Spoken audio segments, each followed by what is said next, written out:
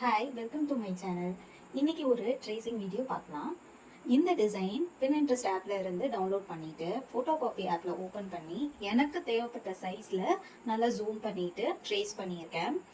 நம்ம நெக்லைனுக்கு என்ன சைஸுக்கு இந்த டிசைன் வந்து ஜூம் பண்ணால் கரெக்டாக இருக்கும்னு தோணும் இல்லையா? இப்போ நம்ம வந்து ஒரு கர்வுக்கு வந்து 1 இன்ச் வந்து விடணும் அப்படின்னா அது இந்த ஃபோன்லேயே நம்ம இன்ச் டேப் வச்சு இந்த 1 இன்ச் சைஸில் இருக்கா அப்படின்னு நம்ம செக் பண்ணிவிட்டு அப்புறம் ட்ரேஸ் பண்ண ஆரம்பிச்சோம்னா நமக்கு கரெக்டாக வரும்னு நினைக்கிறேன். நான் அந்த மாதிரி தான் ரெடி பண்ணியிருக்கேன் இந்த ட்ரேசிங் ஷீட்டை. இந்த டிசைனில் நார்மல் ஸ்ட்ரெயிட் லைனில் நெக்லைன் இல்லாமல் கர்வ்டு லைனில் இருக்கனால பார்க்க ரொம்ப அழகாக கொஞ்சம் டிஃப்ரெண்ட்டாக இருக்கும். நம்ம வேர் பண்ணும்போது ரொம்ப அழகாக தெரியும். எப்போ பாரு போரிங் ஸ்ட்ரெயிட் லைனில் இல்லாமல் கொஞ்சம் கர்வ்டாக இருக்கும்போது நமக்கு பார்க்க இன்னும் அழகாக இருக்கும்.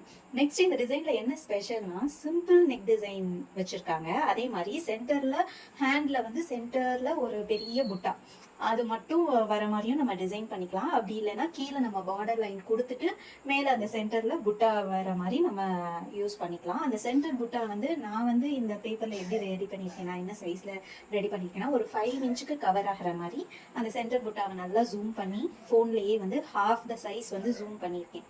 அதாவது நம்ம பேப்பர் மடித்து ஹாஃப் டிசைன் மட்டும் வரையுமோ இல்லையா, அந்த மாதிரி ஒரு ஹாஃப் டிசைன் மட்டும் ஃபோனில் வர மாதிரி நல்லா ஒரு 5 இன்ச்சுக்கு ஜூம் பண்ணி வச்சுட்டு அதுக்கப்புறமா தான் ட்ரேஸ் பண்ணி எடுத்திருக்கேன். டிசைன்ஸ் பிடிக்குமோ அவங்களுக்கு இந்த டிசைன் நம்ம ப்ரிஃபர் பண்ணலாம். இந்த டிசைன் பார்த்தீங்கன்னாவே தெரியும், ரொம்ப குட்டி குட்டி மைன்யூட் ஒர்க் இருக்கிற மாதிரி தான் இருக்கும்.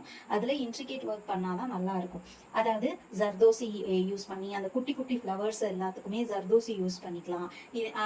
அந்த டபுள் லைன் வர இடத்துல எல்லாம் லோடிங் கொடுக்கலாம். நார்மல் த்ரெட் லோடிங்கும் கொடுக்கலாம், எல்ஸ் ஜர்தோசி லோடிங்கும் கொடுக்கலாம். அந்த ஃப்ளவர் இருக்கிற இடத்துல எல்லாம் cut beat and sugar beat வச்சு கம்பைன் பண்ணி கொடுக்கலாம். ஃப்ரெஞ்ச் நாட் இல்லைன்னா லாங் ஃப்ரெஞ்ச் நாட் கூட யூஸ் பண்ணலாம்.